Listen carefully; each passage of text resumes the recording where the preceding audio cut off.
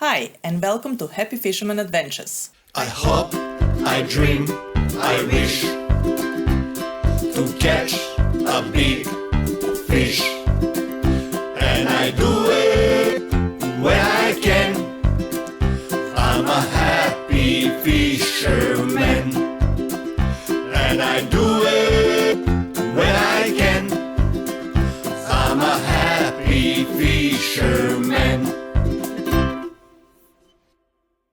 Today's episode is going to be mainly about King George whiting since it started firing up again in Port Phillip Bay.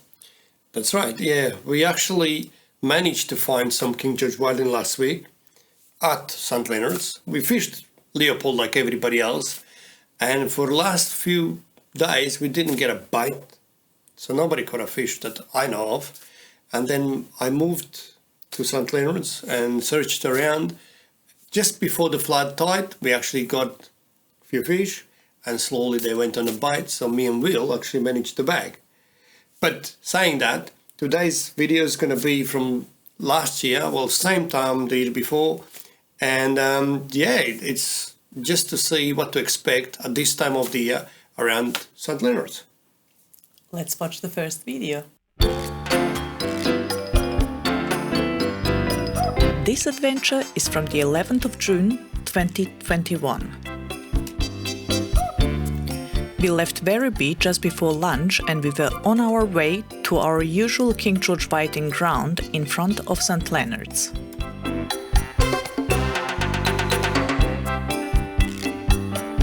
The water was like glass, so we got there pretty quick.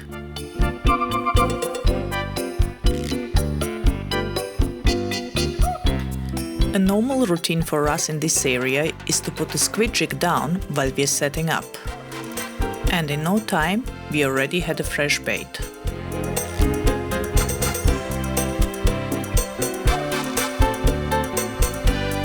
This one took one of our favorite jigs, and that's the Yamashita Solid Black 3.0.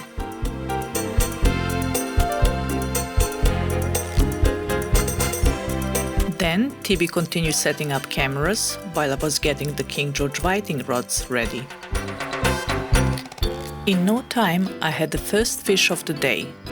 It wasn't big, but it was a King George whiting. This one took the reedy Stegonoster rig that I loaded with squid and pilchard cocktail. Then the second rod went. Looks like we were in for a busy afternoon.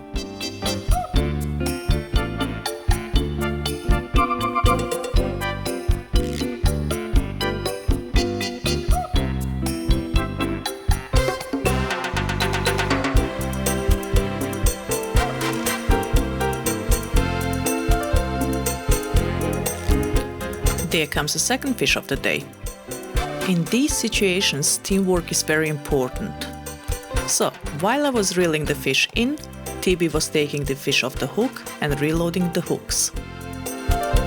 Just to mention, we had our friends Brett Reed and Possum next to us, and they were doing really good on King George whiting as well. As you can see here, the squid and pilchard pieces we use are very small. No point putting half a pilchard on the hook when targeting King George whiting.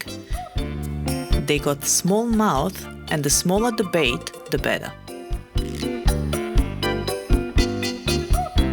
One interesting fact. As you see here, we kept fishing only on one side of the boat. Well, it looks like the spot where we were casting was the honey pot. So, the trick is, when you do get your first King George whiting, try and cast in the same spot again and again. There must be a sand hole there, and that's where they normally are. The fish wasn't that big today, in average between 32 and 35 centimeters.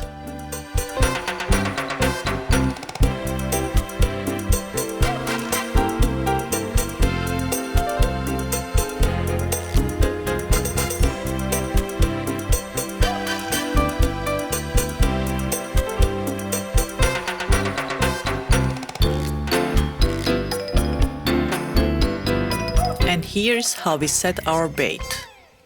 You have to take a pretty piece of squid, you put it on the hook, like this, push it back, and then you take the prettiest piece of pilchard and you put that on the hook, push it down, and then you throw in. Just like this, okay? Like this, alright? And now you wait for 10 seconds. And after 10 seconds, you take the fish. But, oh, here we go. Oh no, we lost it.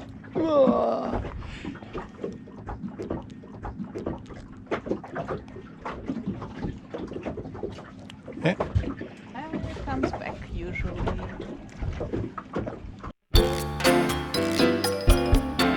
Sometimes we do miss and they pinch your pilchard, but if you leave it for 20 more seconds, they will come back to take the squid. That is your second chance to hook them. If you're constantly losing your bait, that means you're getting ripped off by leather jackets. If that happens, move some 10 to 20 meters and try again. We normally anchor on the edge of the grass and sand and target the King George whiting in the sand. If you fish on top of a grass patch, it's most likely that the leather jackets will strip you. Well, as I mentioned before, we found the honey pot and we were busy. Another fact to take into consideration is that the tide needs to be running when you target King George whiting. If you're on top of the tide change, you better lift the anchor and try to get some squid. And when the tide starts running, anchor again.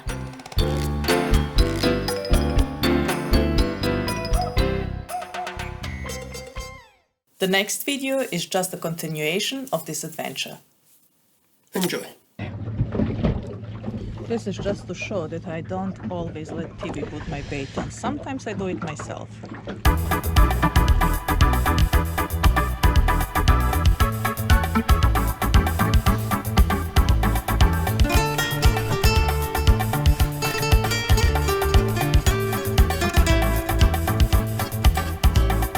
And here it is again, the way we load the bait on the hooks and a closer look of Reedy Stiganoster rig. As you see, small pieces are the one that do the damage.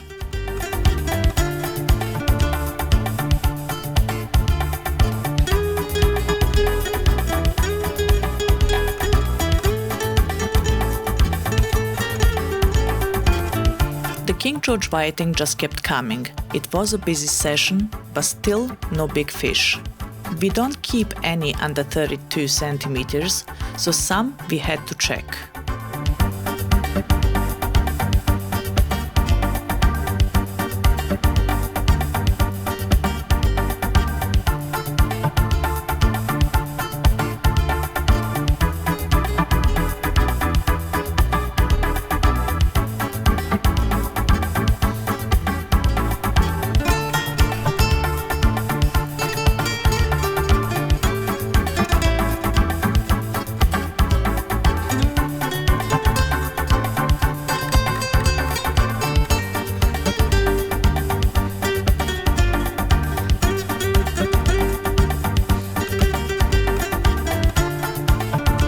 One hour later and we were still getting fish from the same spot and the same side of the boat.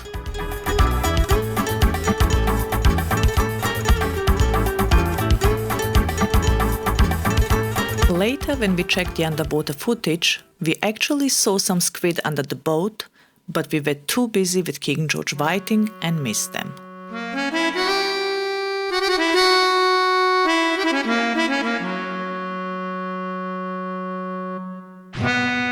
Today we got blessed with the weather, and as you can see here we could clearly identify the grass and sand patches. Well, sometimes we do take a break to have something to eat, but today fish didn't let us.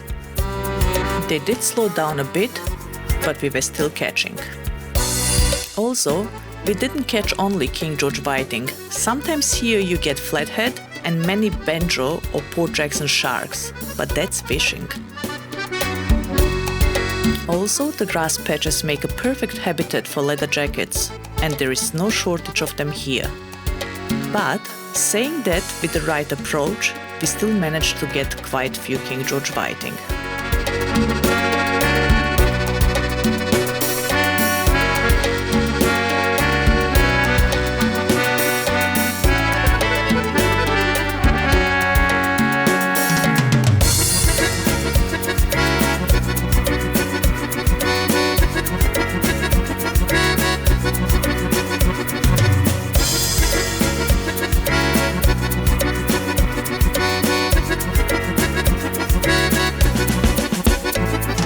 As we were just on top of the tide, Brett and Possum decided to go back towards Mornington.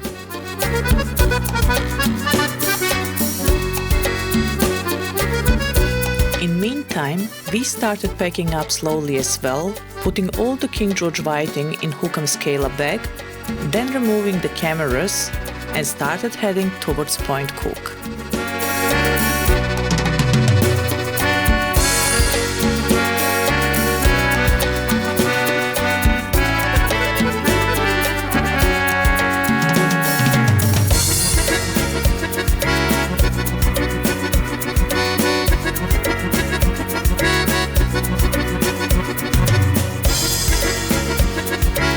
One thing we can say, thank God for the Scala bags, as they save us a lots of time cleaning the fish.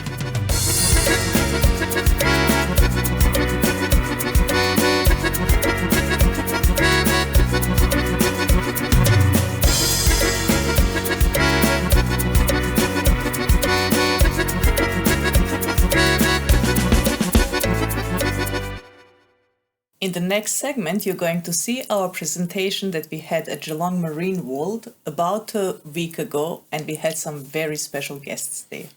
We actually had the best in the industry. Since Geelong Marine World started to be new dealer for Heinz Hunter, we had John Harbour from Heinz Hunter.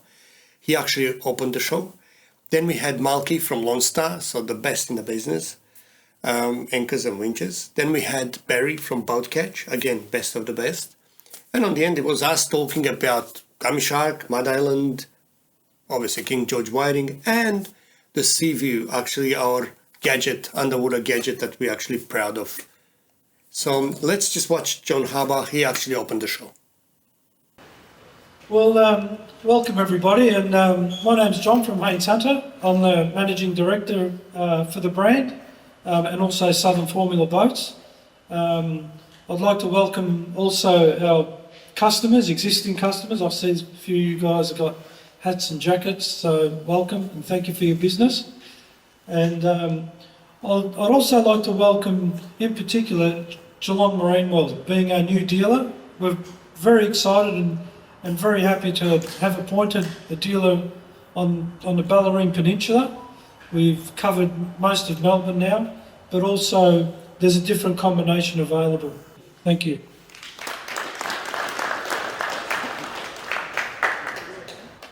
The very next special guest was Malky from Lone Star. Lone Star, anchor winches, the best in the business, and Malky actually gave us a beautiful presentation about the history of this company. So let's just have a look at just a snippet of what Malky had to say. I'm Malky from Lone Star Marine Drum Winches Accessories. If you sit still for about 20 minutes, I'll try and get through these 100 slides as quick as I can. I've got some merch to give away for you. Okay, so we make anchoring systems for boats, winches, anchors, bowsprits, deck rollers, and a whole bunch of other cool stuff that most of you guys probably don't know about. So I wanted to start this off with just giving a bit of a history about us. We started in 2011. So our first models look like that, the Gen 1 and Gen 2s. So we didn't start off as a manufacturer, we started off importing. So we had most of our stuff made in China at the time. I thought that's the way business is supposed to be done. And so that's what we did. And this was one of the first winches I ever installed, and I remember everything about it. The guy's name was Charles. He was about 114 years old. And he rocked up and he really nailed me on price and everything else. And I jumped in his car to move the boat around, and he had a stack of $10,000 poker chips from the casino in there.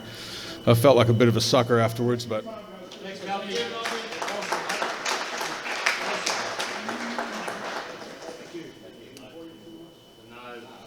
The very next special guest was Barry from Boat Catch. Actually, again, the best in the business. Good evening, everyone. Thanks for coming on this cold night. I'll do a bit of a talk on the Boat Catch, which is a unique device that for hooking up and retrieving your boat or launching your boat. It's a bit different than a lot of the other units, which are basically all hook systems. The Boat Catch itself is all 316 stainless. Everything on it is all 316 except the striker plates on the front. Thank you.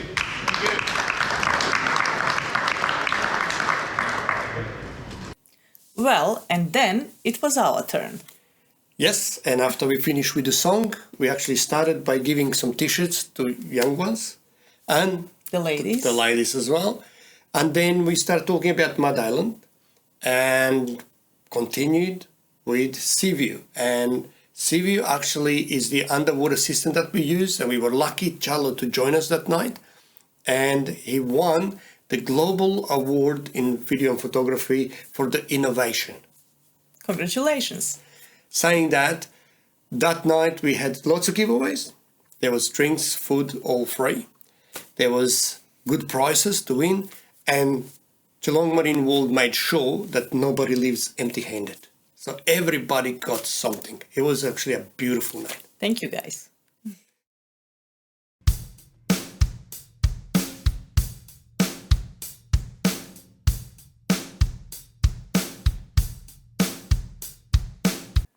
Okay, sometimes when we're out there surf fishing, we don't always have the best conditions to cast distance on. And sometimes we can get away with using long cast reels like this and long heavy surf rods and putting big sinkers on. But a cheap little trick that allows us to cast big distances is to use a pulley rig. It's one of the most underrated techniques we've got in our surf beaches. And it's a really simple rig to tie up. And what we've got here, traditional sinker on the bottom, we've still got our hook coming through. But when we're casting this particular style of rig, when you're traditionally casting, you've got your bait wrapping around like a great big propeller through the air. With a pulley system, the baits actually hook into a clip. So when it's travelling aerodynamically through the water or through the air to hit the water. And as soon as it hits the water, there's a little bait clip here. Pressure hits the water, hits and releases our hook. So it allows us to get that huge distance without that big spiral wrap. The other advantage we have on this particular style of rig, once that sinker's in the ground and holding the position, we've got our bait streaming up. What then happens is our salmon or gummy shark or whatever target comes along, grabs that bait, goes to lift.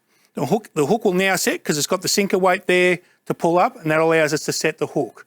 9 times out of 10 before you register, you've got a bite. The rig itself has done all the hooking before you've got out there and grabbed the rod to hook it yourself. You can pre-tie these up yourself. They're really easy to tie. There's only a couple of components involved, which is just your little hook clip down the bottom in there and what we call a pulley.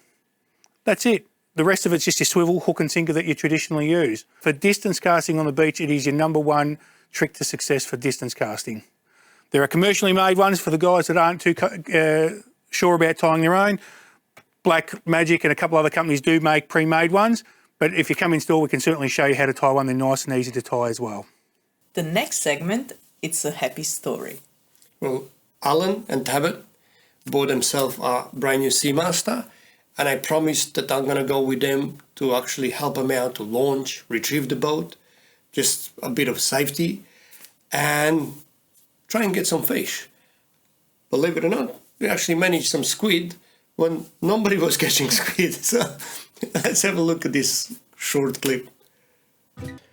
Well, today's happy story is about Tabit and Alan, two brothers that they got themselves first boat, Stasa Seamaster 481. Well, I promised I'm gonna take them out show them how to launch, retrieve the boat, and maybe if we're lucky we do some fishing. So here we are, Clifton Springs boat ramp. First I got to set up the rods. After I set up the rods, we launched the boat and in no time we were on the water. It was late afternoon and everything was beautiful, but it was cold. All in all, they were very happy. We did a first stop at the broken pylons trying for some squid, but unsuccessful. So then we moved towards Leopold and I actually tried a little bit deeper in about 7 meters of water, and in no time Alan was on the first squid and the smile was priceless. Well, we didn't have the net, so I got him to just move a little bit away so I can reach the squid and actually bring it in the boat. And yes, we landed our first squid for the day.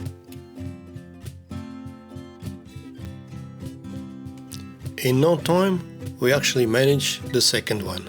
For me, it was quite surprising because everybody was complaining there is no squid around, and both of these squid were quite nice size actually.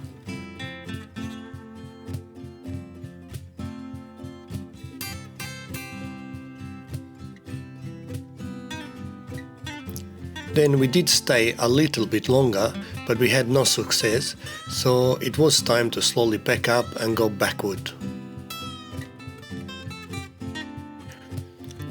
On the way back, I explained to Tabet the actual Suzuki gauge, and at the same time I tried to explain a little bit about the Lawrence sounder. Cold? Freezing. I just came back from Queensland too. Yeah. It was hot there, eh?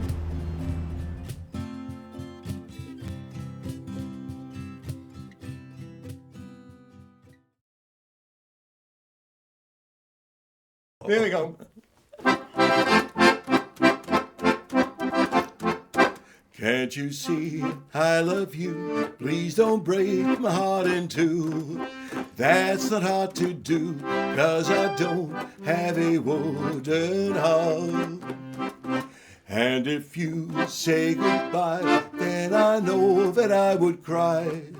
Maybe I would die, 'cause I don't have a wooden heart. There's no strings upon this love of mine. It was always you from the start. Treat me nice, treat me good, treat me like you really should. 'Cause I'm not made of wood, and I don't have a wooden heart. Muss ich denn so und steht die Lee hinaus.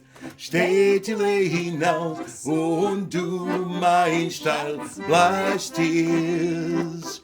Muss ich denn so und steht die Lee hinaus, 'cause I don't have a wooden heart. Well guys, thanks for watching. We really appreciate your support, and yeah, please subscribe to our YouTube channel. Thank you for watching, and we will see you next time. I hope, I dream, I wish to catch a big fish, and I do